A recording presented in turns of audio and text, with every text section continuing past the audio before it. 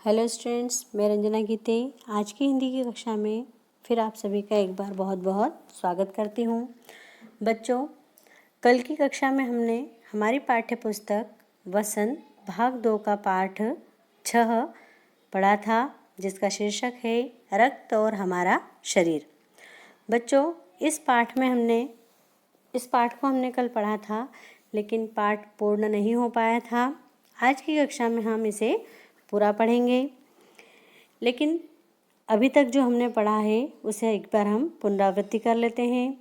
इस पाठ में हमने पढ़ा था कि रक्त के विषय में अनिल और दिव्या जो कि भाई बहन हैं, और दिव्या को कमजोरी होने से उसे डॉक्टर के पास ले जाया गया।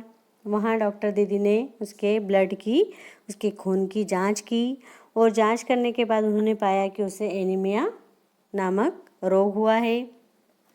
अब इस एनीमिया का कारण अनिल जानना चाहता है कि एनीमिया क्यों होता है और इसका क्या कारण है। वह दीदी से पूछता है, डॉक्टर दीदी से, कि एनीमिया का क्या कारण है। डॉक्टर दीदी कहती है कि यदि तुम्हें एनीमिया के बारे में जानना है तो पहले तुम्हें रक्त के विषय में अच्छे से जानना होगा। और रक्त के विषय में जानकारी देते हुए उन्होंने बताया था कि रक्त के मुख्य रूप से 2 भाग होते हैं।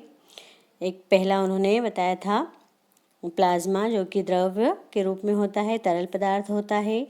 और दूसरे इसमें बताया था उन्होंने कि इसमें 3 प्रकार के रक्त कण होते हैं, लाल रक्त के कण, सफ़ेद रक्त के कण और बिंबाणु। तो उन्होंने सभी रक्त कणों के बारे में हमें बताया, हमें भी जानकारी दी। अनिल को तो दी ही, साथ में उन्होंने हमें भी जानकारी दी। उन्होंने बताया कि जो लाल रक्त के कण होते हैं वह लाखों की मात्रा में होते हैं, और उन्हीं के कारण वह हमारा जो रक्त का रंग है वह लाल दिखाई देता है। उनका आकार बालूशाही के समान होता है, और उनकी आयु जो होती है वह 3 से 4 महीने की होती है। 3 से 4 महीने के बाद वे अपने आप नष्ट होते हैं और नए बनते भी जाते हैं। हड्डियों के बीच में जो खोल होती है उसे मज्जा कहते हैं, और उसी में इनका निर्माण होता है। इन रक्त कणों के निर्माण के लिए हमें प्रॉपर तरीके से संतुलित आहार लेना होता है, जैसे दूध है, अंडा है, हरी सब्जियां हैं और गोश्त है। ऐसी बहुत सारी चीज़ें हैं जिससे कि हमें एनीमिया से हम बच सकते हैं। यदि इसकी कमी हमारे रक्त में हो जाती है तो लाल रक्त कण बनना कम हो जाते हैं और हमारे शरीर में एनीमिया नामक बीमारी हो जाती है। इसके बाद उन्होंने बताया कि जो सफ़ेद रक्त कण होते हैं वह वीर सिपाही होते हैं, अर्थात जो रोगाणु हमारे शरीर पर हमला करते हैं तो उससे बचाने के लिए वह पूरी कोशिश करते हैं, और इसीलिए उन्हें वीर सिपाही भी कहा गया है।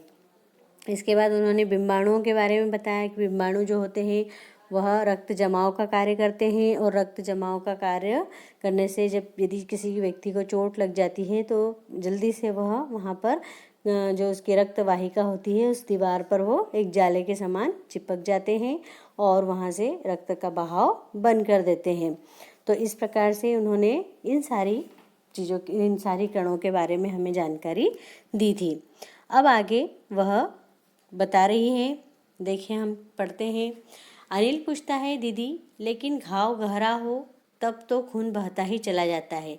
दीदी जो बिंबाणु है अर्थात प्लेटलेट है उनके बारे में बता रही थी कि वे रक्त का जमाव करते हैं और खून को बहने से रोकते हैं चोट लगने पर। लेकिन अनिल का प्रश्न भी सही है कि यदि घाव ज़्यादा गहरा होता है तो खून निकलना बंद नहीं होता है, खून बहता ही चला जाता है। डॉक्टर दीदी कहती है कि हाँ, ऐसे समय में उस व्यक्ति को जल्दी से डॉक्टर के पास ले जाना चाहिए, और ज़रूरत समझने पर ऐसी स्थिति से निपटने के लिए कुछ टाँके भी लगाने पड़ सकते हैं जिससे कि रक्त का बहाव बंद हो। किंतु डॉक्टर के पास पहुंचने तक के समय में चोट के स्थान पर कसकर एक साफ कपड़ा बांध देना चाहिए। वो कहती है कि जितनी देर हम डॉक्टर के पास जाते हैं उतनी देर हम खुद कुछ उपाय करें, जैसे कि हमें उस चोट वाले स्थान पर एक साफ कपड़ा कस कर बांध देना चाहिए, जिससे कि दबाव पड़ने से रक्त का बहना कम हो जाता है, जो उस व्यक्ति के लिए काफ़ी लाभप्रद सिद्ध हो सकता है। हो सकता है कि यदि किसी व्यक्ति को ज़्यादा चोट लगी है और उसका ज़्यादा रक्त बह गया तो हो सकता है उसकी जान को खतरा हो जाए। तो यदि हमने ऐसा कोई उपाय किया जिससे कि उसका रक्त बहना कम हो गया तो हो सकता है उसके लिए बहुत लाभप्रद सिद्ध हो। किंतु अगर बहुत अधिक रक्त बह जाए तो उसे रक्त चढ़ाने की ज़रूरत भी पड़ सकती है। यदि चोट बहुत ही ज़्यादा गहरी है, खून बहुत ही ज़्यादा बह गया है, तो उसे हो सकता है कि किसी दूसरे का खून चढ़ाने की ज़रूरत भी पड़े। दीदी ने इस प्रकार समझाते हुए अनिल को बताया। अनिल कहता है कि ऐसे समय में किसी भी व्यक्ति का खून काम आ सकता है। अब अनिल कहता है कि यदि किसी व्यक्ति को खून की आवश्यकता है तो किसी भी व्यक्ति का खून चढ़ाया जा सकता है क्या? दीदी कहती है कि ऐसी आपात स्थिति के लिए ही ब्लड बैंक बनाए गए हैं। ये जो ऐसी स्थिति होती है इसी समय के लिए, जब किसी व्यक्ति को बहुत ही अर्जेंट होता है खून चढ़ाना, तो ऐसी स्थिति के लिए ही ब्लड बैंक बनाए गए हैं। ब्लड बैंक का आपने सुना होगा। ब्लड बैंक जो होते हैं वहाँ पर हर ब्लड ग्रुप, हर तरह के ब्लड ग्रुप का जो ब्लड होता है वह वहाँ पर उपलब्ध होता है। और प्रायः हर बड़े अस्पताल में इस तरह के बैंक होते हैं। दीदी का कहना है कि लगभग अधिकांश जो जितने बड़े अस्पताल होते हैं वहाँ लगभग ये होते ही हैं, जहाँ सभी प्रकार के रक्त समूह का रक्त तैयार रखा जाता है। आप जानते हैं कि हर व्यक्ति में अलग अलग प्रकार का रक्त समूह होता है। ब्लड ग्रुप हर किसी का अलग अलग होता है ना, किसी का ए होता है, किसी का बी होता है, किसी का AB पॉजिटिव होता है। तो इस तरह से रक्त समूह अलग अलग होते हैं, ब्लड ग्रुप अलग अलग होते हैं। तो ब्लड बैंक में यह हर तरीके का रक्त तैयार रखा जाता है। किंतु इन ब्लड बैंकों में रक्त का भंडार सुरक्षित रहे, इसके लिए आवश्यक है कि हम समय समय पर रक्तदान करते रहें। अब ये जो ब्लड बैंक है वह ब्लड कहाँ से लाएंगी? उनके पास कोई ऐसी फैक्ट्री तो है नहीं कि जिससे कि ब्लड बनाया जाए। तो इसके लिए कोई रक्तदान करेगा, कोई मनुष्य रक्तदाता रक्तदान करेगा तो ही वहाँ पर रक्त वे उपलब्ध करा सकते हैं। तो इसके लिए आवश्यक है कि समय समय पर लोग रक्तदान करते रहें। आपने सुना भी होगा, पढ़ा होगा ना, रक्तदान महादान होता है। महादान इसलिए कहा जाता है क्योंकि रक्तदान करने से किसी व्यक्ति की जान तक बचाई जा सकती है। क्या मैं भी रक्तदान कर सकता हूँ? अनिल कहता है कि दीदी क्या मैं भी रक्तदान कर सकता हूँ? दीदी कहती है नहीं, अभी तुम छोटे हो। रक्तदान के लिए जो उम्र होती है वह 18 वर्ष से अधिक उम्र होती है और ऐसा व्यक्ति ही रक्तदान कर सकता है जो स्वस्थ हो। हर एक समय में उनसे लगभग 300 मिलीलीटर रक्त ही लिया जाता है। यदि कोई रक्तदाता रक्तदान कर रहा है तो एक समय में उससे केवल 300 मिलीलीटर रक्त ही ले सकते हैं, इससे ज़्यादा नहीं। प्रायः समझा जाता है कि रक्तदान करने से कमजोरी हो जाती है। लोगों का यह मानना है कि यदि हम रक्तदान करते हैं तो हमारा शरीर कमज़ोर हो जाता है, हमारे अंदर कमजोरी आ जाती है। किंतु यह विचार बिल्कुल निराधार है। मतलब ऐसा सोचना हमारा गलत है कि रक्तदान करने से हमारा शरीर कमज़ोर हो जाता है, हमारे अंदर कमजोरी आ जाती है। ऐसा कुछ भी नहीं होता है। हमारा शरीर इतना रक्त तो कुछ ही दिनों में बना लेता है। दीदी कहती है कि ये जो 300 मिलीलीटर ब्लड है यह तो हमारा शरीर कुछ ही दिनों में बना लेता है। वैसे भी शरीर में लगभग 5 लीटर खून होता है। हमारे शरीर में लगभग 5 मिलीलीटर खून होता है।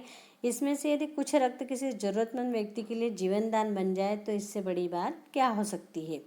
दीदी का कहना है कि कभी किसी ज़रूरतमंद व्यक्ति को यदि हमने 5 लीटर लगभग होता है और इसमें से किसी ज़रूरतमंद व्यक्ति के लिए यदि हमने दान कर दिया तो हो सकता है कि उसे जीवन दान मिल जाए, उसका जीवन बच जाए, उसकी जान बच जाए। तो इससे बड़ी बात क्या हो सकती है। इस प्रकार से सारी बातें समझाते हुए दीदी ने कहा।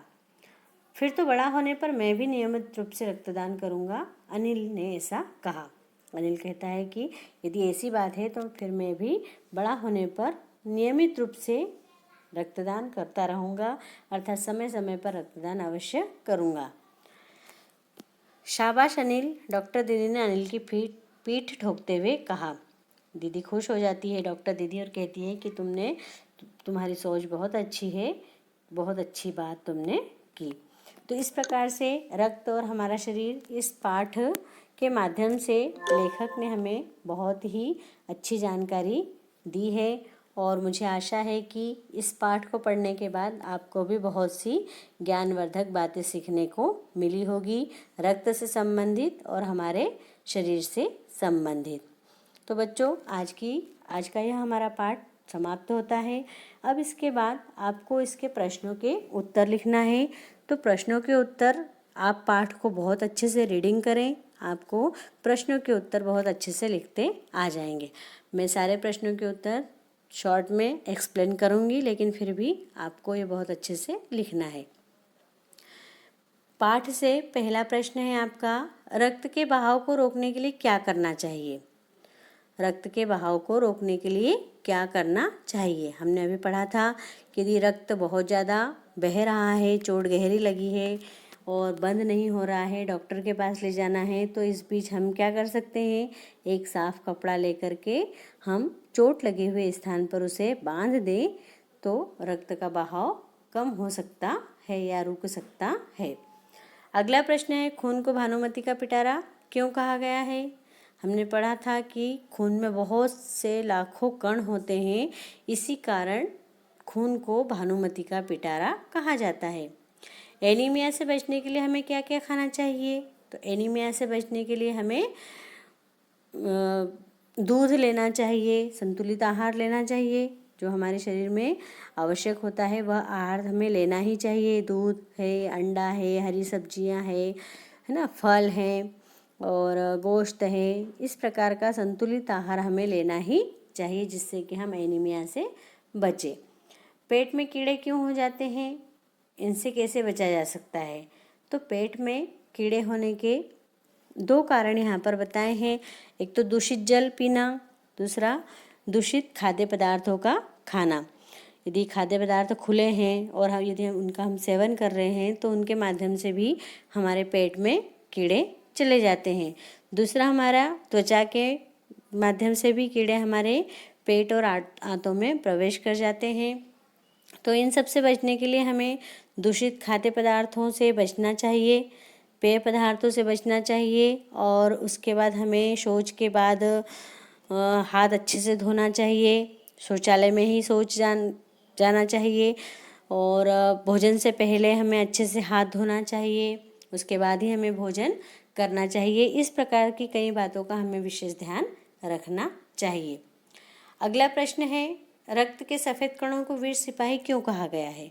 रक्त के सफ़ेद कणों को वीर सिपाही इसलिए कहा गया है क्योंकि ये हमारे शरीर को रोगाणुओं से बचाते हैं और उनसे लड़ते हैं जिससे कि वह हमारे शरीर में प्रवेश न करे। अगला प्रश्न है, ब्लड बैंक में रक्तदान से क्या लाभ है? बच्चों, ब्लड बैंक में रक्तदान करने से सबसे बड़ा लाभ तो यह है कि किसी ज़रूरतमंद व्यक्ति को आपातकालीन स्थिति में वह प्राप्त हो जाएगा जिससे कि उसकी जान बच जाएगी।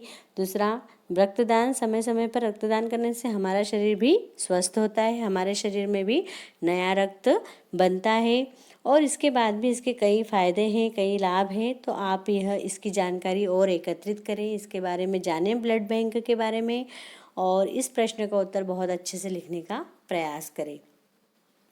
अगला प्रश्न है, सांस लेने पर शुद्ध वायु से जो ऑक्सीजन प्राप्त होती है उसे शरीर के हर हिस्से में कौन पहुंचाता है?